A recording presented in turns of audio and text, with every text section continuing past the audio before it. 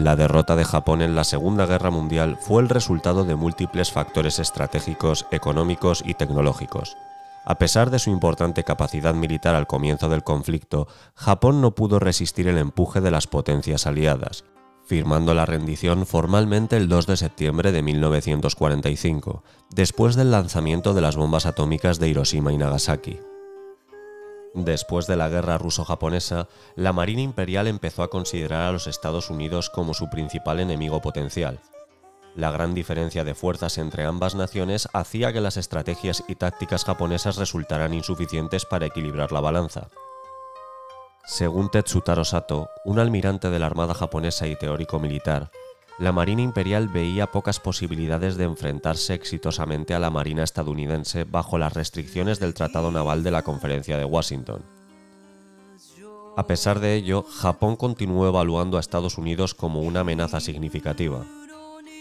En los Planes Nacionales de Defensa de 1909, 1921 y 1930, la Marina estadounidense fue identificada como el enemigo más probable en el Pacífico Occidental, mientras que China y la URSS se consideraron riesgos más regionales en el Extremo Oriente. Desde la Conferencia de Washington hasta el inicio de la guerra no declarada con la República de China, las estrategias y tácticas de la Marina Imperial japonesa se centraron en prepararse para un enfrentamiento con la US Navy en el Pacífico Occidental. Consciente de su desventaja, la Marina japonesa decidió incorporar la sorpresa como un elemento clave de su estrategia. Para lograrlo debía asegurarse de tomar la iniciativa. Aunque sabían que no era viable proyectar su fuerza hacia el Pacífico Occidental debido a su inferioridad. La Marina Imperial debía optar pues por una postura defensiva en términos geográficos, mientras que en otros aspectos adoptó un enfoque ofensivo para garantizar dicha iniciativa. Pero fue sin duda en el área de planificación energética donde Japón tuvo uno de sus mayores errores. No contaba con autosuficiencia en materias primas, especialmente de combustible para barcos y tanques. Únicamente podía echar mano de la producción en la isla de Sakhalin y de combustibles sintéticos. Así que la mayor parte del abastecimiento de Japón venía de las importaciones. Podemos ver cómo ya solo para consumo civil Japón podía tener dificultades, debido a que de los 34.100 barriles consumidos en 1937, el consumo descendió a 24.400 en 1939. Si a esto le sumamos los usos militares, la cantidad ascendía a 40.400 barriles en 1939. Analizando la producción interna, Japón por sí solo no cubre ni un 10% de sus necesidades. Así que la situación en 1939, antes del embargo de Estados Unidos, no era muy propicia para que Japón mostrara hostilidad contra las potencias rivales. Nada más y nada menos que 37.300 barriles entre las cantidades importadas de Estados Unidos y las Indias Orientales iban directamente a Japón, lo que le hacía un país totalmente dependiente de sus rivales. Por lo tanto, para hacer frente al embargo de los Estados Unidos, Japón solo se podía nutrir del petróleo de las Indias Orientales, lo que solo se puede lograr con la cooperación de los gobiernos británico y holandés. También podría haber buscado acuerdos con la Unión Soviética, prescindiendo de los episodios hostiles del lago Kazán o de Jalgingol. Con respecto a importar petróleo de los países hispanoamericanos, no había capacidad logística de transportar a una distancia de 9.000 millas. Sobre todo con la influencia colonial de las empresas americanas que gestionaban el petróleo de esos países. Además, no solo estamos hablando del petróleo. La Malaya británica enviaba a Japón anualmente alrededor de 1.000 toneladas de mineral de hierro, fundamental para la industria armamentística. La única solución a estos problemas requeriría la invasión de la Malaya británica y las Indias Orientales, con el fin de que Japón monopolice la producción y la gestión de las materias primas para la industria civil y armamentística. Esto obligaría a Japón a construir en semanas o meses la estructura que británicos y holandeses habían tardado décadas en desarrollar. Japón se enfrentaba a profundas desventajas frente a Estados Unidos. Sin embargo, algunos analistas e historiadores han especulado sobre lo que Japón podría haber hecho para tener mayores probabilidades de éxito en la guerra. Estas son algunas de las ideas que se plantean. Primera, cambiar el plan inicial de guerra contra Estados Unidos. Japón podría haber optado por consolidar sus conquistas en China y el sudeste asiático sin atacar tan precipitadamente a Estados Unidos, pero con un alto riesgo de colapsar debido al embargo de los americanos. Especialmente acuciante era el problema del abastecimiento de petróleo, ya que alrededor del 80-85% que consumía Japón procedía de Estados Unidos, por lo que necesariamente hubieran tenido que llegar a un acuerdo y abandonar parte de sus ambiciones territoriales. El ataque a Pearl Harbor en 1941 fue una decisión arriesgada que tenía como objetivo destruir la flota estadounidense en el Pacífico, pero también aseguró la entrada de un enemigo mucho más poderoso. Antes que optar por destruir la flota estadounidense, quizás la hubiera neutralizado destruyendo depósitos de combustible, áreas logísticas, puertos y talleres de reparación en las islas controladas por Estados Unidos, que hubieran ralentizado su reacción a corto o medio plazo. También es difícil que un ataque al Imperio Británico y a los neerlandeses no hubiera suscitado la beligerancia de Estados Unidos y su entrada en la guerra. Con respecto a los recursos, a finales de la década de 1930, Japón dependía aún más de las importaciones de materias primas, especialmente de petróleo, mineral de hierro y cobre, provenientes de la economía neutral más grande del Pacífico, los Estados Unidos.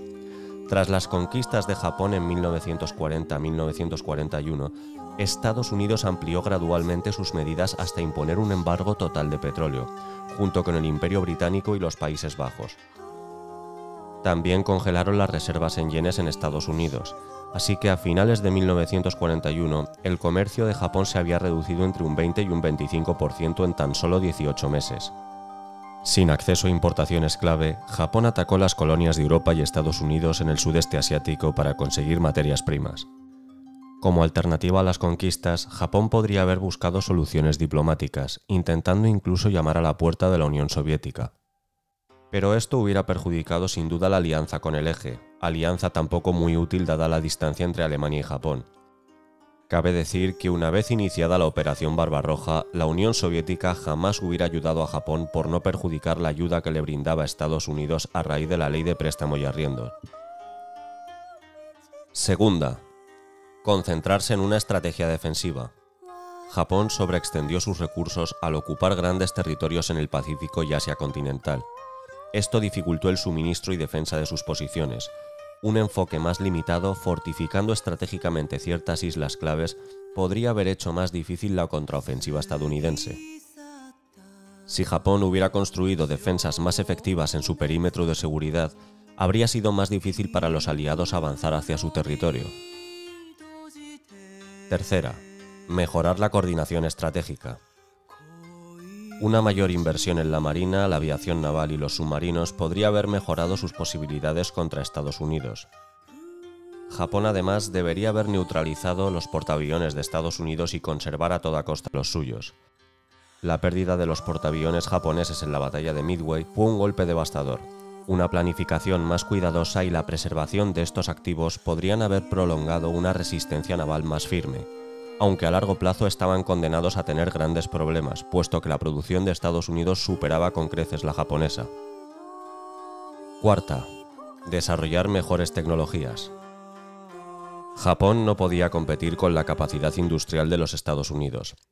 Un mayor énfasis en la producción de aviones modernos y submarinos podría haber nivelado ligeramente la desventaja. También debió de invertir en mejores sistemas defensivos que podrían haber reducido el daño de futuros bombardeos. Quinta, coordinar alianzas más efectivas. Si Japón se hubiera coordinado mejor con Alemania en la estrategia global, como dejar de luchar en China y atacar a la Unión Soviética desde el este mientras Alemania atacaba desde el oeste, quizás podría haber debilitado un poco más a los aliados. También podría haber estrechado lazos con países de Hispanoamérica, aunque era muy complicado debido a la política de dominación por parte de los Estados Unidos. Sexto, centrarse en la guerra en el Pacífico. Japón quizás tuvo que evitar involucrarse en el sudeste asiático, puesto que dispersó sus fuerzas al conquistar vastos territorios como Filipinas, Birmania y Malasia. Esto quizás los dejaría más vulnerables en el Pacífico Central, donde Estados Unidos concentró ampliamente sus contraataques. Si además Japón hubiera optado por una estrategia de guerrilla naval en lugar de combates convencionales, quizás podría haber ralentizado la destrucción de toda su flota a medio o largo plazo. Séptima y última. Aceptar un acuerdo de paz temprano. Se debería de haber evitado una guerra total, una vez quedó claro que Estados Unidos movilizaría todos sus recursos para la guerra. Japón podría haber intentado negociar la paz tras algunas victorias iniciales, asegurando ciertas ganancias territoriales en lugar de arriesgarse a la derrota total. Pero esto era poco probable debido a que los aliados exigían la rendición incondicional para el fin de las hostilidades. A modo de conclusión, para que Japón hubiera tenido alguna oportunidad contra Estados Unidos, habría necesitado evitar la guerra total en primer lugar o adoptar estrategias más defensivas y sostenibles. Pero aún así enfrentaba una desigualdad económica e industrial abrumadora. La capacidad industrial y militar de Estados Unidos era simplemente demasiado superior. Y Japón probablemente habría perdido incluso si hubiera evitado errores clave. El hecho de ocupar rápidamente territorios ricos en materias primas hubiera requerido crear una estructura de explotación y transporte en pocas semanas, cosa poco probable.